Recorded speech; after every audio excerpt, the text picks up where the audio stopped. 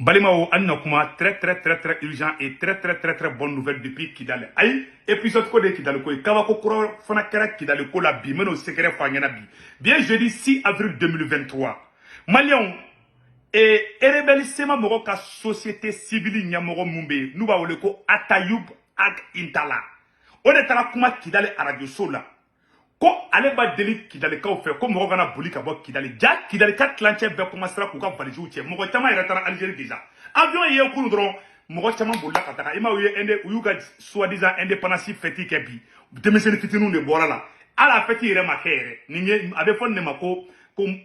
on appelle la manifestation les meeting droni donc disfama ke amako bawye na fo santo tala donc ni provocation na fo nya fo vidéo na tugumna donc uka Atayoub Ak Intala a photo fleni. Nies Kidale société civile Nyamogo di Erebel Sema Mogo ye musigide.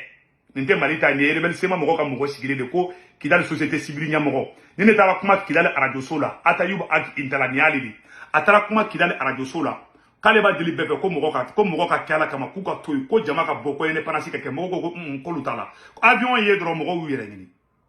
Awa discours mi ke mena kala au na mbala ya abeka kuma interview la Kidale radio sola. Information de Fanabe non. On a fait bravo à Modibo Kone, le chef des services de renseignement du Mali. Modibo Kone, merci beaucoup. Malion, hey, ja elberu kunye mogowero infiltré kana gawoni tomuktu enfant na. Koka mogo la muruti.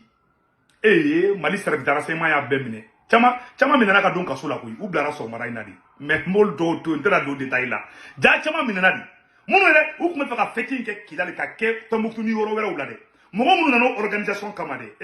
Au betari restaurant woni mononga che. Awalu blara so mada ina de. Ametla ko funa fen kala. Oni bravo a Modibo Kone. Non bara tabolo nyana. Mali ne ma ira biko Mali l'armée malienne de 2012 n'est pas l'armée malienne de 2023 de. Awa asimi to tlonga de. Oh, ko elebe de ma foko ko yera tado ko asimi jala galande. Non, ta asimi don halibi. Malion ou y'a vocal mon cas ou nanga janga vocal na menyo fait ou be ka kuma interview la ou nanga la menyo fait ne Atayoub Kidale société civile nyamoko ba de be ka kuma ta قال الميزان السوسيتي سيفيل تران كذا مع المجتمع المدني إلى الميساج كانتين تونا الشعوب الغرب جارهنا مسن كذا ولا يسوتانيت ولا إيدار صناس نجمان وين الله تعالى المسرع وانتنا نقطة بقيت السلام عليكم. السلام عليكم ورحمة الله تعالى وبركاته. الحمد لله ورجاله تبارك الله. ميساج والد الشعوب الغرب. يوم في المسجد النار جوتي سلاسل ديلك قلت لنا هو لقنين لان أسيني غاسمان وين ترضى الله سبحانه وتعالى لغالك إني ما دنا سنظام من سنة قلاسني وريد أغطينا شين بكاض النسن لكن يبغى الدنيا يضرموا من نسل المغرب نسن ميساج والي غاسا انضشي اللي تدى الطيارات اللي هذا خيار مرن كيدا عندنا في دماسي ورول سدي تمن هاتا تهانين غاسا نهار غدي نتر الزيلرن فلا الطيار وليد جا غاسا تقل ولا هنيه aklo bela ayemu fosan tamasiki kana journaliste da yininga Kidale radio sola Atayoub Ak Intala ale de be ka journaliste jabi ale de flena ale de sema mogo ka société civile nyamogo e Kidale Atayoub Ak Intala ako taleba yini Kidale ka fait kabu deli ku kana Kidale bla ko Mali tena se uma na kuma la mede ko avion na baga doron la ko avion tena suma mogo madda erebel sema mogo la ko elebali sema mogo be songa kele tike Mali ma ko kele be ke Kidale awa Kidale kat lanche be commencera ka buli donc c'est ça on est rebe ka mogo deli parce que olu de kele afora ko accord d'Alger kono aw manga fo ka be indépendance fêté o ye ka ila ka fo aw ma yire ye malien la aw dunga accord d'Alger kono ka ye malien ni aw be ka zama de indépendance ke donc aw ye kele de donc mogo shima dawla Kidale besarna elebali sema mogo nya Kidale anya information do fana soro ko o be ka ta marfa dogo u shiso fana kono anyo fana be ko jatige ko jugu o be ka ta dinga de se u yere siso ko na ka ta marfa dogo foyi pour que dro an avion na ta marfa bombarder ni isran dainde awa be bulaka uga mogo tlanche be sema mogo erebel sema mogo ka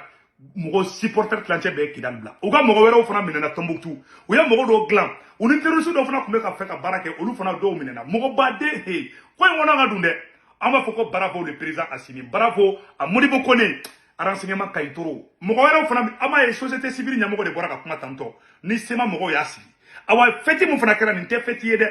ni ka boka meeting krikaram do de ke dro sinon ça ce n'est même pas une fête donc on y a pas beki daka sinogo Mali gouvernement yi ni muke l'arme ni ma ira ko asimiye Mali ga yere ma horonya de sikaka Mali avion kelenye qui dans le commencer à vider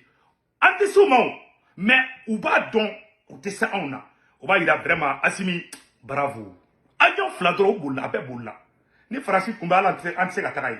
nous be français ga bara na français be ka ndé utiliser mais ala ka tien bangi dro Malion et puis tout Tombouctou, ville quartier hamburger. Les 15 personnes arrêtées hier,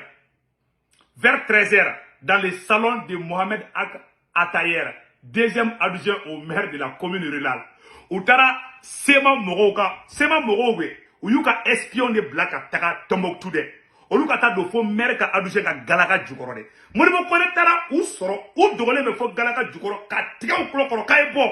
Koumine Kataka Noui. Ou yu Moro Chamamba mine. U ye dɔw bila o de to fɛti ma se ka kɛ yɔrɔ si u y'a karaba cogo cogo mais photoninw taara photo kɔrɔ dɔw taara u denmisɛnnin fitinin foyi t'u ye Algérie banu la hali Faransi yɛrɛ bɛ ka siran ɲa u kɛra u jelimaka go i b'a fɔ wulumusonin bɔ bi mɔgɔ si t'u fɛ bi u ye espion de fana bila ka taga Modibo Kone y'a bɛɛ minɛ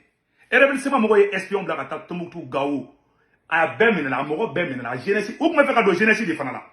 o ye mɔgɔ fɛn fɛn bila ka taa ko ka jama labɔ ko ka wuli ka mankankolon ci ya ayo de fana ordre de be établi en tant que nous ni surasi ni de blague de awa ordre de be jagoya ibe marfa dadi mana ko bona pew la récréation est terminée. Bravo à Modibo Kone, bravo à Maréchal Assimi, Sadio Kamara, ministre de la Défense, Général Ouagé, aladi to tableau kay premier ministre Sogeli ko ne équipe l'état de mun kadié ka tebe mun ka Général Ouagé yere de son jakko sobe quoi ne kelenga Général Ouagé. Merci beaucoup Modibo Kone volume kay bilay Premier ministre Sogeli enfin non il a volume kay ko jugu premier ministre Sogeli an woni équipe in kay ministre job mana kuma do état de mun yere taka muto au beko jija ani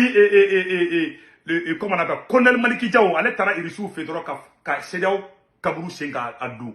donc aw beka barakan ambaw beko aw tege di nyokoma ni ma ira ka foko ordre be kana uga mogo erebelu ka mogo chama mali menana mogo ta kala mawo ko be du kono koy amma mana ko de bana peu c'est terminé awa bora yema o be ka mara fa fe abe montage uniforme foi tout bolo mu se ka avion jiki ayaw daka shino ko ngomir la modi bara bana seulement angana suma toro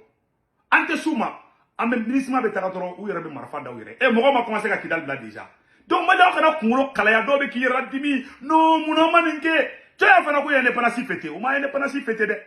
u taara ka taga cɛ taara kuma radio so la a y'a a bɛ ka kuma tamasegi kan na cɛ taara kuma radio so la ka mɔgɔw deli ko mɔgɔ ka bɔ mɔgɔ si ma sɔn ka bɔ u bɔra denmisɛnnin fitininw de ka taga n'a u ka anniversaire kɛyɔrɔ la bɛɛ y'i ban k'a tɛ tugu sema mɔgɔ kɔ an n'a lamɛn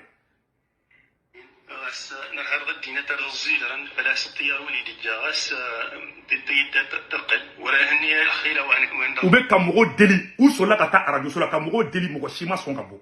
o b'a yira ko sema ka ko banna non seulement u ka kɛlɛkɛ cɛw tilancɛ bɛɛ y'u kɔ bila mɔgɔ minnu fana bɔra bi tɛ sema dafalen dɛ MNLA mɔgɔw de y'a ninnu ye tɔ ninnu tilancɛ bɛɛ u cilen bɛ bi de faransi de bɛ fɛ k'u mɔrɔso fara ɲɔgɔn kan di anw de ka wuli k'an jɔ o de kana kɛ bilen sinon kɛlɛ bannen de don koyi n bɛ ka tiɲɛ de fɔ a ɲɛna ne kɛlɛ bannen de koyi mɔgɔ tilancɛ bɛɛ bɛ ka kidali da u yɛrɛ ja tigɛlen don u yɛrɛ ka mɔgɔ minnu kan ka bɔ ka tɛgɛrɛ fɔ u kun u sera ka minnu sɔrɔ u yɛrɛ ka famille kɔnɔ mɔgɔw dɛ mais mɔgɔ wɛrɛ gansan bɛɛ kidali bila bi u découragélen don u bɛ bloc la ka taa photo kɔrɔw ta k'olu fara ɲina photo kan u ma fɛti foyi kɛ ɲina u bɔra bloc dɔrɔn de la jama fitinin dɔrɔn bɔra dɔrɔn est ce que mɔgɔ 20 taara mɔgɔ 15 mɔgɔ 15 bɛ mɔgɔ 20 ala tɛ mɔgɔ 30 bɔ donc a y'aw da ka sinɔgɔ aw kana kunkolo chauffer aw yɛrɛ bɛ ka nin publicité kɛ o foyi tɛ ninnu bolo u taara u dogo k'u bɛ espion bila ka taga dɔrɔn Modibo Kone y'a bɛɛ minɛ